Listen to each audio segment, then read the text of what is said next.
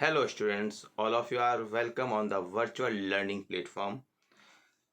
Today we are going to discuss the business economics. जैसा कि आप देखते हो कि business economics दो शब्दों से मिलकर बना है, business and economics. So first of all, we will understand what is the meaning of the economics. So economics is the study of problem of choice. The choice between the unlimited wants and limited resources. So it is a problem stands in front of the consumer that how to allocate these limited resources among the unlimited ones to get maximum satisfaction. From the consumer point of view, the maximum satisfaction is to be known as the maximum utility gain at the minimum price. On the contrary, if the maximum satisfaction is related to the producer's point of view, then producers want to maximize their profit at the least cost combinations. This is known as the economics. So economics is the science of wealth, it is the science of materialistic welfare and it is the study of the problem choice. जैसा कि हम जानते हैं कि ये जो अर्थशास्त्र है यह चुनाव की समस्या का अध्ययन है और उपभोक्ता तथा उत्पादक को चुनाव जो है वो सीमित साधनों और असीमित आवश्यकताओं के बीच करना होता है।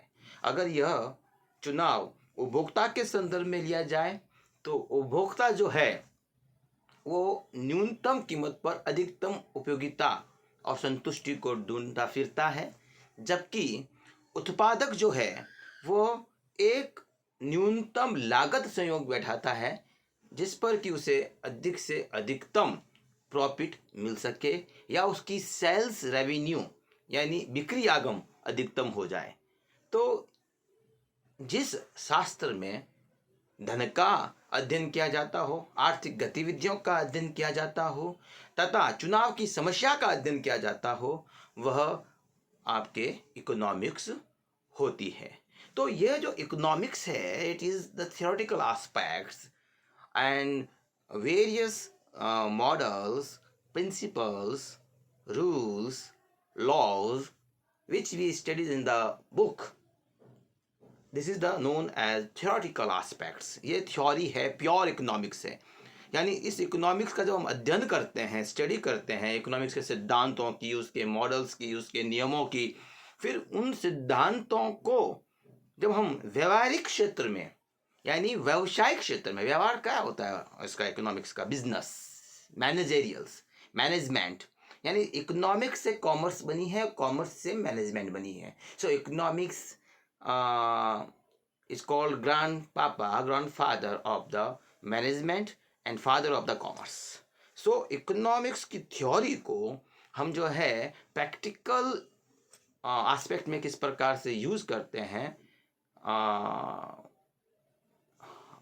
कंज्यूमर की साइकोलॉजी को ध्यान में रखते हुए, then it is known as behavioural aspect, यानी कंज्यूमर के मनोविज्ञान को ध्यान में रखते हुए हम किस तरीके से व्यवहार में अर्थशास्त्र का प्रयोग करते हैं, तब वह जो है व्यावसायिक अर्थशास्त्र कहलाता है। तो अब इकोनॉमिक्स के अंदर दो ब्रांच होती है, एक माइक्रो इकोनॉमिक्स होती है और एक मैक्रो इकोनॉमिक्स होती है।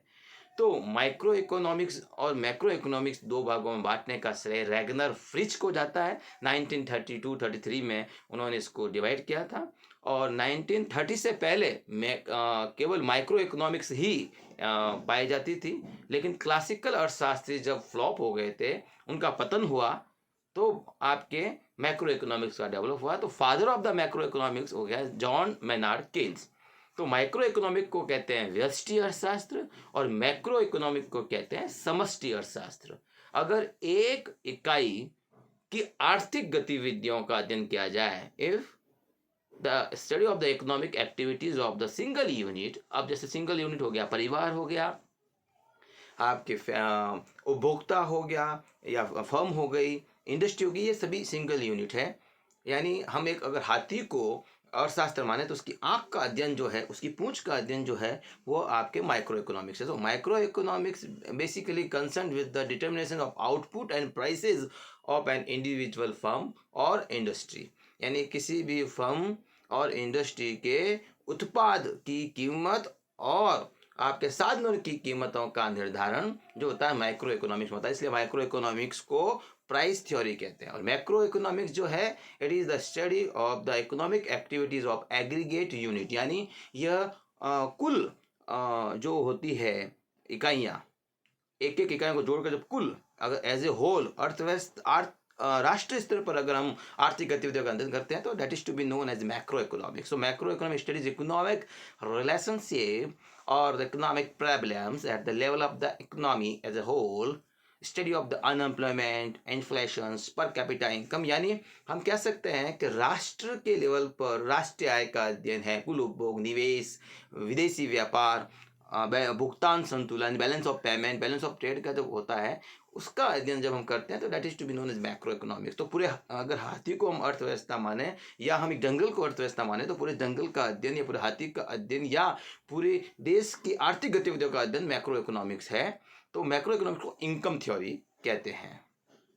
इकोनॉमिक्स में दो और ब्रांच होती है जो है एक पॉजिटिव इकोनॉमिक्स और एक नॉर्मेटिव इकोनॉमिक्स। पॉजिटिव इकोनॉमिक्स जिसे हम यथार्थ अर्थशास्त्र कहते हैं और नॉर्मेटिव इकोनॉमिक्स को आदर्शनात्मक अर्थशास्त्र कहते हैं। आदर्श यानी पॉजिटिव इकोनॉमिक्स जो होती है वो हमें ये बताती है what is, what was and what will be, क्या था, क्या है और क्या होगा, क्या होना चाहिए, what ought to be, what should be, ये इसमें नहीं बताया जाता। ये तो ये बता देता है कि सेल्स इज द फंक्शन और sales revenue is the function of the aggregate demand, यानी आपका बिक्री आगम जो होता है वह जो है बिक्री से जो आय मिलती है वह आपके सामूहिक मांग या कुल मांग का फलन होती है। तो कुल मांग बढ़ती है तो आपके बिक्री बढ़ती है और कुल मांग घटती है तो बिक्री घटती है। ये कौन बताता है?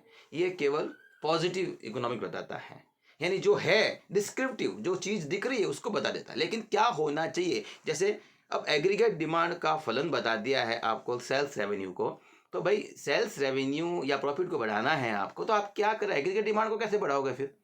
अगर एक कोविड जैसी स्थिति हो गई है, कोविड-19 का इतना, तो अब लोगों की मांग ही नहीं है, इनकम डाउन हो रही, तो इनकम बढ़ाने के लिए मनी सप्लाई को बढ़ाना पड़ेगा, टैक्सेस उसको डाउन करना पड़ेगा, तभी तो मार्केट में आपके जो है, और टैक्स रेट को कितना कम करना पड़ेगा, लोगों को रिलीफ फंड डेवलप करना पड़ेगा, सरकार को उनको रियायत देनी पड़ेगी ताकि उनकी मांग डेवलप हो, और मांग डेवलप होगी तो टैक्स रेट कितना परसेंट से कम होना चाहिए, रेट ऑफ इंटरेस्ट कितना परसेंट से कम होना चाहिए, यानी कितना होना चाहिए, तब होना चाहिए, आरी बात में होना चाहिए, इतना टैक्स कम होना चाहिए, तो लोगों की एग्रीगेट डिमांड बढ़ेगी, तो आगे जाकर आपके सेल्स रेवेन्यू होगी, क्योंकि मांग बढ़ेगी तो वो खरीदने जाएंगे मार्केट में, ब्याज सस्ता होगा तो लोन भी सस्ता होगा।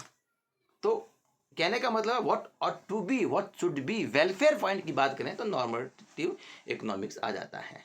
देन अब हम बिजनेस इकोनॉमिक्स की बात करते हैं। तो business economics is the integration between the economics and the business practices, यानी जो व्यावसायिक अर्थशास्त्र जो होता है वो आप जो थ्योरी पढ़ते हैं, किताब का जो ज्ञान लेते हैं, उसको किस तरीके से आप मार्केट में अप्लाई करते हैं, उन्हीं सिद्धांतों को, that is to be known as the business economics. So business economics may be defined as the integration of economic theory with business practices for the purposes of facilitating decision making and forward planning by the management. यानी management को योजना कैसे बनानी है, कैसा आगे भविष्य के लिए फोरकास्टिंग करना है, निर्णय लेना है, अगर वो इकोनॉमिक्स अच्छी तरह से पढ़ा हुआ होगा तो उसको जो प्रैक्टिस के साथ जोड़ेगा तब वो व्यावसायिक अर्थशास्त्र बन जाएगा।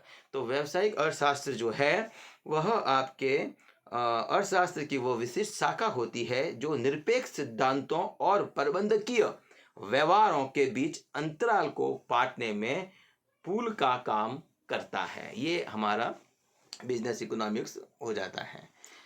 तो बिजनेस इकोनॉमिक्स हो गया, और ये बहुत सारी इसकी डेफिनेशंस आप देख सकते हैं, आप नोट कर लेना। जॉन डील कहते हैं the purpose of the managerial economics, managerial economics भी जो प्रबंधीय अर्थशास्त्र कहलाता है वो भी बिजनेस इकोनॉमिक्स ही है। Is to show how economic analysis can be used in formulating business policies, और मेसी कहते हैं business economics is the use of economic theories by the management in making business decision, यानी जो व्यावसायिक निर्णय लेने होते हैं उसमें अर्थशास्त्र के सिद्धांतों, नियमों और मॉडलों का किस तरीके से प्रयोग किया जाए और दोनों को जोड़कर आपके भविष्य के लिए प्रबंधन की व्यवस्था की जाए, वह अर्थशास्त्र की एक विशिष्ट शाखा व्यावसायिक अर्थशास्त्र कहलाती है। सभी परिभाषाओं को अगर हम ध्यान में देखें तो हम आखिर में यही कह सकते हैं कि यह जो है वह business economics serves as a bridge, यानी पुल है जो जोड़ता है आर्थिक सिद्धांतों को व्यवहारिक प्रयासों के साथ, यानी it serves as a bridge between the economics and business management practices. जो प्रबंधन के प्रयास होते हैं, बिजनेस कैसे करना है, ट्रेड कॉमर्स में आपके कहाँ से पूंजी कैसे लानी है, किस लागत पे लानी है, कैसे उसको अप्लाई करना, अगर अर्थशास्त्र का पूर्ण ज्ञान होगा तो आप व्यावसायिक अर्थशास्त्र भी अच्छी तरीके से बन सकते हो। अब हम आपके बिजनेस इकोनॉमिक्स की जो है आपके क्या कहते हैं विशेषता, करेक्टरिस्टिक्स, उसके बारे में बात कर रहे हैं। माइक्रो इकोनॉमिक इन नेचर्स, यानी यह आपके the problem of the particular firm is studies in not and not the whole of economy, यानी बिजनेस इकोनॉमिक्स में एक फर्म के बारे में ज्ञात करते हैं। बिजनेस इकोनॉमिक्स की प्रकृति या उसकी विशेषता में पहली विशेषता है कि यह व्यष्टि प्रकार का होता है, यानी माइक्रो इकोनॉमिक्स के प्रकार का होता है। और चूंकि प्रबंधीय अर्थशास्त्र व्यक्तिगत फर्मों की समस्याओं, घटनाओं तथा उनसे संबंधित कार्यों का विश्लेषण, उनकी नीतियों का निर्धारण करता है, यानी एक फर्म की गतिविधियों के बारे में अध्ययन करता है या एक इंडस्ट्री के गतिविधियों के बारे में अध्ययन करता है, इसलिए माइक्रो इकोनॉमिक के प्रकार का होता है। थ्योरी ऑफ फर्म और economic of firm, all the economic theories concept and economic model known as the theory of firm. इसे हम बिजनेस इकोनॉमिक्स को क्या कहते हैं, फर्म का सिद्धांत भी कह सकते हैं, क्योंकि या इकोनॉमिक्स ऑफ फर्म यानी फर्म का अर्थशास्त्र भी कह सकते हैं। ये इकोनॉमिक्स ऑफ फर्म्स भी कहलाता है क्योंकि इसमें अर्थशास्त्र के सिद्धांतों का भी अध्ययन किया जाता है। इसे फर्म का सिद्धांत या फर्म के अर्थशास्त्र का सिद्धांत भी कहते हैं। किस तरीके से अर्थशास्त्र का अध्ययन करके प्रॉफिट मैक्सिमाइजेशन किया जाए, कॉस्ट मिनिमाइजेशन किया जाए, या उसका जो है कितना कॉस्ट इफेक्टिव है, profit cost loss benefit analysis भी कर सकते हैं। ये सब करने में आपके ये मदद करता है। तो और ये importance of macro economics too, समष्टि अर्थशास्त्रीय घटकों की उपयोगिताओं की मान्यता भी इसमें ली गई है। यानी प्रबंधीय अर्थशास्त्र की प्रकृति सामान्य तौर पे तो माइक्रो इकोनॉमिक्स जैसी ही होती है, किंतु प्रबंधीय अर्थशास्त्री जो मैनेजरियल इकोनॉमिस्ट होते हैं या बिजनेस इकोनॉमिस्ट होते हैं, वो व्यक्तिगत फर्मों के व्यावसायिक निर्णयों व भावी योजनाओं में समष्टिमूलक तत्वों, व्यापार चक्रों, राष्ट्रीय आय, मौद्रिक नीति, विदेश व्यापार, मूल्य स्तर, राजकोषीय नीति आदि की उपेक्षा नहीं कर सकते, क्योंकि ये तत्व बाहरी होते हैं और उनका भी निर्णय लेना पड़ता है। इसका मतलब ये है नहीं है कि हम बिजनेस चला रहे हैं तो बस बाहर के प्रभावों को देखेंगे नहीं, नज़रअंदाज कर देंगे। एक व्यवसायी, एक फर्म में एक इंटरनल एनवायरनमेंट होता है और एक दूसरा एक्सटर्नल एनवायरनमेंट होता है। इंटरनल एनवायरनमेंट तो आप अपनी कंपनी के अंदर, फर्म के जो प्रेमाइज होती है उसी के अंदर आप जो बिल्डिंग के अंदर जो भी उत्पादन कर देंगे, मैनेजमेंट कर देंगे, पियोन से लेकर मैनेजर्स तक, सीईओ तक, जो भी आप करते हो इंटरनल एनवायरनमेंट है। लेकिन जब माल बेचने जाते हो, आपका एक्सटर्नल वर्ल्ड से जब आपके ताल्लुकात होता है, तब आपको गवर्नमेंट की पॉलिसीज़, इकोनॉमिक पॉलिसीज़ और आपके कॉम्पिटिशन्स का सामना करना पड़ता है। तो मैक्रो इकोनॉमिक्स को हम छोड़ नहीं सकते। ये माइक्रो के साथ साथ, मैक्रो तो मैन है लेकिन साथ साथ ये मैक्रो भी है, यानी व्यष्टि के साथ साथ ये समष्टि का भी महत्व रखता है। और applied approach, business economics analysis good or bad effects of the various decisions on the firms. So business economics is not a theoretical subject but a subject of practical utility. क्या गलत है, क्या सही है, किस तरीके से लाभ मिल सकता है, किस तरीके से हानि हो सकती है, उसको कैसे बचा जा सकता है, तो व्यवहारिक क्षेत्र से जुड़ा हुआ है बिजनेस अर्थशास्त्र। और इसके बाद हम इसकी देख सकते हैं कि इसमें निर्देशात्मक और निर्धारक प्रकृति भी इसकी होती है। It indicates what should be done and what not, यानी पर्सपेक्टिव नेचर्स होती है। यानी हम कह सकते हैं कि क्या करना चाहिए और क्या नहीं करना चाहिए। यानी हम कह सकते हैं कि नॉर्मेटिव अप्रोच से जुड़ा हुआ है। आपको कितना माल आप इंट्रोड्यूस करोगे, बाहर क्या हो रहा है, अब डिमांड है कि नहीं। अब डिमांड ही नहीं है और माल का प्रोडक्शन कर रहे हो तो माल का प्रोडक्शन कम होना चाहिए, क्योंकि बाहर डिमांड नहीं है। तो क्या होना चाहिए क्या नहीं होना चाहिए, इस चीज़ का भी इसमें आपके बताया गया है। और decision making at management level, business economics is a practical subject, and its main objective and function is to help the management in formulating suitable business policies. ये जो एक बिजनेस इकोनॉमिक्स होता है ना, ये एक व्यावहारिक अध्ययन का क्षेत्र है, जो कि आपके प्रबंधक को और व्यवसायी को उचित नीतियाँ, व्यवसायगत नीतियाँ बनाने में मदद करता है, बिजनेस पॉलिसीज में बनाने में मदद करता है। और कोऑर्डिनेटिंग नेचर्स होती है। Business economics provides the business managers practical and theoretical solution for their business problems. सैद्धांतिक और व्यावसायिक समस्याओं से निपटने के लिए वो उन्हें आपके एक जुड़ाव का या पुल का काम करता है। और ये साइंस भी है और आर्ट्स भी है, यानी ये विज्ञान भी है और कला है। ये विज्ञान क्या होता है, what is the science? Science is the systematic knowledge is to be known as science. Science एक व्यवस्थित अध्ययन जो होता है ना, वो साइंस है। तो इसमें भी व्यवस्थित अध्ययन एक सिस्टमेटिक नॉलेज है, therefore it is a science. It provides method to reach the most beneficial decision to the business requiring various skills, and it is an art too, यानी इसमें एक ऑप्टिमम लेवल तक पहुंचने के लिए विभिन्न प्रकार के आपके तरीके मुहैया कराता है, प्रोवाइड्स करता है, आपकी स्किल को डेवलप करता है। इसलिए ये एक तरह के आप में कला को पैदा करता है कि कॉस्ट को कैसे कम करें, प्रॉफिट को कैसे मैक्सिमाइज करें। That's why it is also known as art. As a complementary subject, business economics एक पूरक विषय भी है और helps are sought from various discipline like statistics and mathematics and operations research in order to understand the business situations and arrive at their solutions by the using tools provided by these disciplines. और business economics और business और management में game theory है, operation research का part है, linear programming, रेखीय programming है, input output analysis है। यानी ये स्टैटिस्टिक्स से भी जुड़ा हुआ है, मैथमेटिक्स से भी जुड़ा हुआ है। बिना कैलकुलेशन से, बिना गणना से, बिना ऑपरेशन रिसर्च के आप बिजनेस थोड़ी कर सकते हैं। तो ये सभी का पूरक विषय के रूप में साथ में जुड़ा हुआ है। तो आज जो है हम करेक्टरिस्टिक्स ऑफ बिजनेस इकोनॉमिक्स तक लेते हैं। नेक्स्ट लेक्चर्स में हम जो है इम्पोर्टेंस ऑफ बिजनेस इकोनॉमिक्स लेकर आएंगे। तब तक के लिए आप घर पे रहिए, स्वस्थ रहिए। Thank you.